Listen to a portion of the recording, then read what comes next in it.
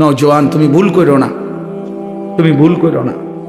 শুধু ভাত মাছের হিসাব মিলাইলে হতো না, শুধু একটা চাকরি, একটা ব্যবসা, একটা বিয়া, একটা বিল্ডিং, একটা বিদেশ, বন্ধু আমার একটা মোটরসাইকেল, এতটুকুর হিসাব মিলাইলে হবে না দোস্ত। আমরা মুসলমান, আমাদের আখেরাত আছে, আমাদের কবর আছে। আর আপনারা যারা বাবা আছেন, অভিভাবক, আপনাদের কাছে অনুরোধ, আপনি এই সংসারের দিকে তাকাইয়া দেখছেন, বিল্ডিং করছেন, সোফা বানাইছেন, খাট বানাইছেন, আমার বাপ এতটুকু হিসাব মিলাইয়া মুসলমান কবরে গেলে হবে না। আমার জিফুতের লেগে খাট সংসারে সব করে দিয়ে আইছি, কি করে দিয়ে আসছি? এই সোফা টোফা এডি 20 বছর পরে দেখবেন আপনি আইলে কিচ্ছু নাই। 20 বছরের মাথাত কবর থেকে আইসা যদি দেখেন আমনের বানানো ফার্নিচার, একটা বদনাও, একটা লোডা ঘরের মধ্যে নাই, সব ফালাই দিছে। এগুলো আর এখন চলে না। জিঙ্গাইলে কইব, দাদা ঠিক আছে আপনি বানাইছেন যত্ন করে, কিন্তু ওই মডেল এগুলো এখন আর চলে না, এগুলো আমরা ফেলে দিছি। আরো 5-7 বছর আগে যদি আপনি আইবেন জানতাম কবর থেকে, তাহলে না ওই টাঙ্গায় রাখতাম। কথা বুঝছেন? আসলে কি ফেলে দিবে এগুলো। আল্লাহর কথা বলতে পারা এটাই সৌভাগ্য। কম হোক বেশি হোক, অল্প জনের সামনে হোক আর বেশি জনের সামনে হোক, আবার আল্লাহর কথা শুনতে পারা এটাও সৌভাগ্য। আল্লাহর কথার জন্য ইন্তজাম করা এটাও সৌভাগ্য। তো এই জন্য সংখ্যা কোনো মূল বিষয় না, নির্দিষ্ট পরিমাণ সময় কোনো বিষয় না। নবী সাল্লাল্লাহু আলাইহি ওয়াসাল্লাম বলছেন, বাল্লিগু আন্নি ওয়ালাউ আয়া, তার মানে একটি আয়াত, একটি বাক্য হলেও আমার কথা তোমরা পৌঁছিয়ে দাও, পরিমাণে কম হোক, তারপরও এই একটি কথাই তোমরা পৌঁছিয়ে দাও। হাদিসের মধ্যে আছে, হযরত আবু যর গিফারি রাদিয়াল্লাহু তাআলা আনহু তিনি বলতেন যে আল্লাহর কসম, তোমরা যদি আমার গর্দানের মধ্যে তলোয়ার রাখো এবং আমি যদি বুঝি তলোয়ার দিয়ে আমাকে কোপ দেওয়ার 1 মিনিট সময় বাকি, মানে কোপ দিতে দিতে আমি নবী সাল্লাল্লাহু আলাইহি সাল্লামের একটি বাক্য বলতে পারবো, যদি এটুকু সুযোগও আমি বুঝি, উনি বলেন আল্লাহর কসম আমি ওই মুহূর্তেও আমার রাসূলের কথা বলে দেব, ওই মুহূর্তেও বলব। এই ছিল সাহাবায়ে কেরামের হিম্মত, ফিকির। তাহলে এই জন্য বললাম আল্লাহর কথা বলতে পারা এটা অনেক বড় সৌভাগ্য। আল্লাহ তাআলা প্রিয় ভাই মাওলানা ইসরাফিলকেও পুরা দেশবাসীকে সাথে রেখে, সামনে রেখে কথা বলার তৌফিক দান করেন। মুআজ্জাজ মুহতারাম হাজিরিন, আমি আপনাদের সামনে পবিত্র কোরআনুল কারীমের 2 নম্বর পারা, 2 নম্বর সূরা, সূরাটার নাম সূরায়ে বাকারা। এই সূরার 185 নম্বর আয়াত তেলাওয়াত করেছি। আয়াতের অংশ বিশেষ, অর্থাৎ আয়াতটা একটু লম্বা, পুরা আয়াতটা পড়ি নাই, আয়াতের কিছু অংশ তেলাওয়াত করেছি। এই আয়াতটিকে সামনে রেখে মাহে রমজানকে উপলক্ষ করে সামান্য কিছু কথা। কিশোর নওজোয়ান যত ছেলে আছো বাপ, আমার অনুরোধ ভাইয়া, একদম ঘড়ি ধরা অল্প কিছুক্ষণ সময় আমি কথা বলবো, ইনশাআল্লাহ চেষ্টা করব। এই জন্য দয়া করে দোস্ত আমার অনুরোধ, এই হাতে ধরা যে মোবাইলগুলো, এগুলো নামায় ফেলো ভাইয়া। কেউ হাতে মোবাইল ধরে রেখে রেকর্ড ভিডিও এটা করা যাবে না, আমি অনুরোধ করলাম, এবং এটা আমার আদেশ। আমার এই কথাটা যদি কারো পছন্দ না হয়, সে উঠে চলে গেলে ভালো, নাহলে আমি ধমক দেব, এরপরে লজ্জা পাইবা ভাইয়া, এরপরে তুমি উঠে যাইতে বাধ্য হইবা। এজন্য দয়া করে হাতে ধরে মোবাইল যাদের, এটা নামায়া ফেলো, বন্ধ করে ফেলো। কেন? প্রশ্ন হলো কেন? কারণ হলো, বাস্তবিক কথা হলো, সারাক্ষণ মোবাইল ধরে রাখলে দিল জমে না, মানে অন্তরের মধ্যে কথা পৌঁছে না।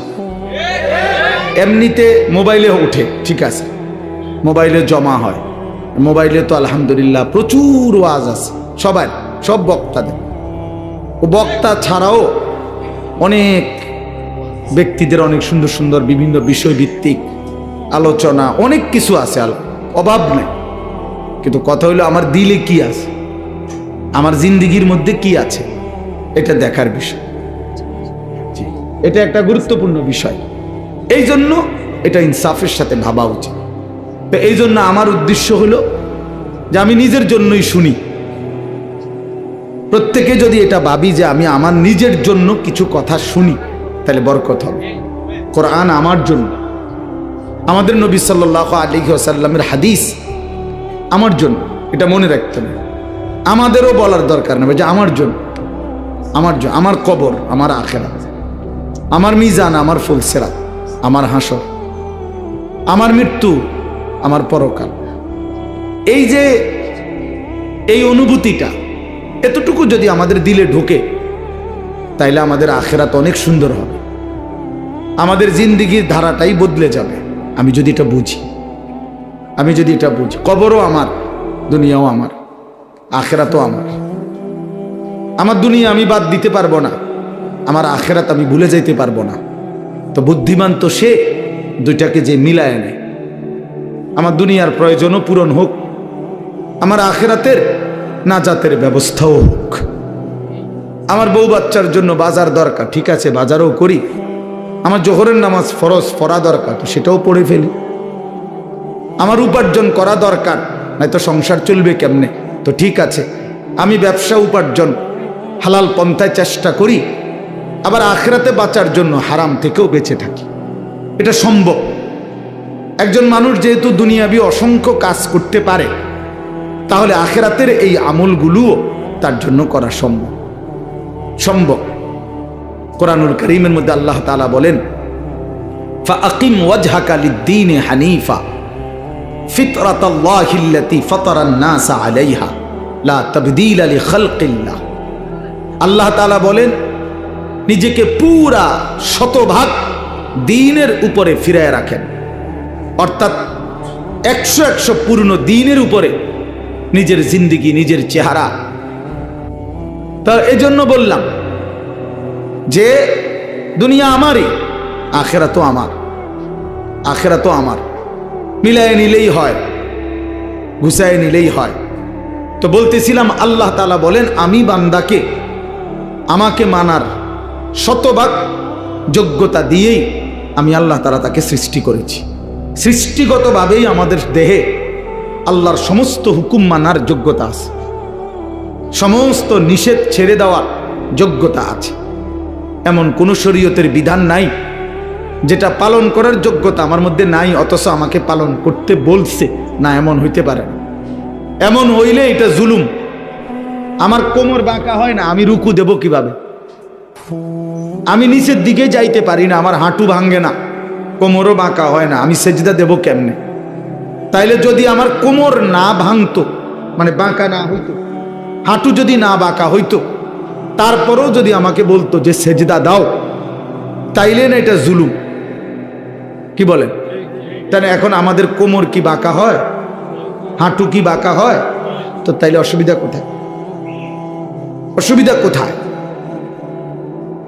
এই জন্য বললাম, বাপ ইনসাফ করে চিন্তা করলে, মানুষ যদি বিবেক খাটায়, সামান্যতম ন্যূনতম বিবেক যদি কারো দিল, বিবেক বুদ্ধি বিবেচনা যদি কেউ খাটায়, কাজে লাগায়, তাইলে খোদার কসম সে আল্লাহর নাফরমানি করতে পারে না। এজন্য যত লোক নাফরমান, পাপী, ওরা মূলত বিবেকহীন, ওরা বিবেকহীন, ওরা বিবেক শূন্য, ওরা মূলত জন্তু জানোয়ারের জিন্দেগি যাপন করে। যে জীবন আল্লাহর আনুগত্য করে না, খোদার হুকুম মানে না, ওই জীবন জানোয়ারের জীবন। হ্যাঁ, ওটাই সত্য, এটাই জিন্দেগি। যে জীবন মনের ইচ্ছা মতো চলে, যা মন চায় তা, এটা জানোয়ারের জীবন, এটা কুকুরের জীবন। হ্যাঁ, কোরআন শরীফে আছে, আল্লাহ তাআলা বলছেন, ওয়াত্তাবা হাওয়াহু ফামাসালুহু কামাসালিল কালব। সূরা আরাফের মধ্যে আল্লাহ বলে, মনের ইচ্ছা মতো যে চলে, আমার মনে যা চায় তা, কিসের নামাজ, কিসের আল্লাহ, কিসের রাসূল, কিসের কবর, আখেরাত, হুজুরদের কথা বাদ দাও বেটা, আমার মনে যা চায় তা। আমার যখন যেটা ভাল লাগে এটাই করব। মন চাইলে ঘুমাবো, মন চাইলে সজাগ থাকবো, মন চাইলে হাসে, মন চাইলে কাঁদে। এই যার যখন যা মন চায় তাই করে। আল্লাহর বিধান, রাসূলের বিধান, কোরআনের বিধান যে অনুসরণ করে না, খোদার কসম আল্লাহ বলছে ফামাসালুহু কামাসালিল কালব, তার উদাহরণ আল্লাহ বলেন কুত্তার মতো। কুত্তার মতো, এটা কুত্তা, এটা কুত্তা। কামাসালিল কালব অর্থ হলো কুত্তা, কালবুন অর্থ কুত্তা, কুকুর। অতএব যে জীবনে সেজদা নাই ওই জীবন কুকুরের জীবন। মনে রাখো ছেলেরা, নিজের পরিচয় মিলাইয়া নিও, আত্মপরিচয় মিলাইয়া নিও। তুমি মানুষ না জানোয়ার, তোমার লোকে তুমি বুঝ করে নিও, অসুবিধা নেই। তোমার রাত তোমার কাছে, আমার রাত আমার কাছে, তোমার দিন তোমার কাছে, আমার দিন আমার কাছে। তুমি মিলাইয়া নিও, নিজের পরিচয় মিলাইয়া নেওয়া উচিত। আল্লাহ কোরআনে বলছে ফামাসালুহু কামাসালিল কালব, শাহওয়াত, মনের চাহিদা, কামনা, বাসনা, মনে যা চায় তাই যে করে, আল্লাহ বলেন এই জিন্দিগি কুকুরের জীবন। অতএব এরপরেও যদি কোনো লজ্জা কারো না হয় তো কি করার আছে? কিছুই করার নেই। কেউ যদি বলে যে মনে মনে যে আমার কুত্তা কক আর শুকর কক, আমার সমস্যা না, আমি বেডি সামুই, হ্যাঁ আমি নারী দেখবই, ছবি দেখবই, নর্তকী দেখবই, উলঙ্গ ছবি দেখবই আমি। এরপর বিনিময়ে আপনি আমার কুকুর বলেন আর শুকর বলেন, এটা আমার দেখা না। আমার শাহওয়াত, আমার মনের চাহিদা, আমার যা ইচ্ছা আমি তা করব, তো ঠিক আছে, কোনো অসুবিধা নেই। কারো জন্য কেউ আটকায় না, কারো জন্য কেউ থেমে থাকে না, কারো জন্য। কারো মৃত্যুতে পৃথিবী থামে না, কারো জন্মেও পৃথিবী আটকায় না, কোনো সমস্যা নাই। কিন্তু দোস্ত আমার, আমরা প্রত্যেকেই আলাদা আলাদা নিজ নিজ কবরে ফিরে যাব, এটা মনে রাখতে হবে। আলাদা আলাদা নিজ নিজ কবরে ফিরে যাব আমরা।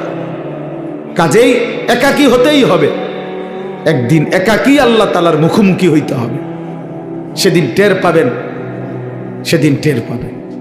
কোরআন শরীফে আছে আলহাকুমুত তাকাসুর হাত্তা জুরতুমুল মাকাবির কাল্লা সাউফা তা'লামুন। আল্লাহ বলে বান্দা, দুনিয়ার নেশায় আখিরাত ভুলে গেলা তো মনে রেখো একদিন কবরস্থানেই পৌঁছবা, আর সেদিন আমি আল্লাহ তোমাকে জানাবো আমার প্রতিটা নাফরমানির শাস্তি কি। আমি জানাবো বান্দা, আমি দেখাবো তোমারে, তুমি দেখবা বান্দা, আমি তোমাকে দেখাবো, আমি তোমাকে বুঝাবো। এজন্য দোস্ত, নওজোয়ান, প্রিয় সাথী, এটা মনে রেখো বাপ, আত্ম উপলব্ধি, আত্মপরিচয়, আত্মসম্মান, আত্মমর্যাদা অনেক বড় সম্পদ। এটা বুঝা যে আমি কে আসলে। আমি একজন মুসলমান, আমার বাবা মুসলমান, আমার মা মুসলমান, আমার বংশ মুসলমান, আমার গোটা মহল্লা মুসলমান, আমি ইমানদারের সন্তান। অথচ আমি এক ওয়াক্ত নামাজ পড়ল না, 365 দিনে, খোদার এক বছরে কোনোদিন ফজরের নামাজ পড়ল না। এটা মুসলমানের বাচ্চা? এটা মানুষের বাচ্চা? এটা জানোয়ার না তো জানোয়ারটা কেটা? এ জানোয়ার না তো জানোয়ার কে তাইলে? কে জানোয়ার তাইলে? এইটা অসভ্য না তো অসভ্যটা কে?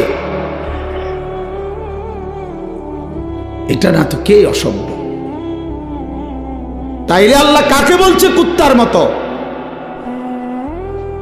কাকে আল্লাহ বলছে ইনহুম ইল্লা কাল আনআম? আল্লাহ বলছে মনের ইচ্ছা মতো যে চলে তার পরিচয় আর কিছুই নয়, শুধুই জানোয়ার, আনআম, চতুষ্পদ জন্তু। কাকে বলছে বাবা?